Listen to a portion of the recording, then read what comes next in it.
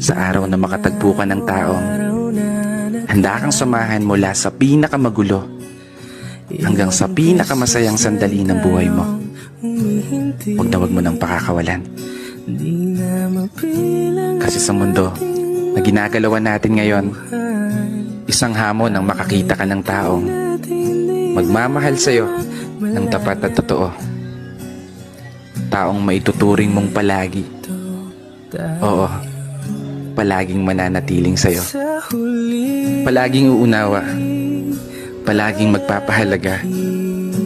Taong tatanggapin ka ng buong buo maging sino ka pa. Ano man ang estado mo sa buhay o kulay ng paa. Taong hindi lang nakabase sa kung anong nakikita ng mga mata.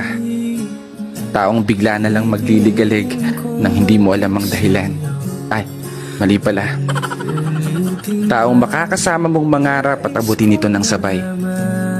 Taong aalalay lalo sa mga panahong tatakot kang tumulay. Takot kang sumugal. Takot kang humakbang. Pinanghihinaan ng loob sa pagkakataong hindi umuugnay ang mga plano at gusto sa pag-ikot ng mundo.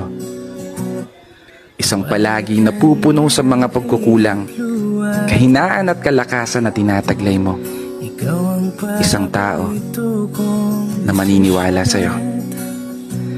Isang tao na palaging magpapaalala na kaya mo, na magagawa mo abutin ng tagumpay. Kaya ikaw, sana matagpuan mo na yung palagi mo.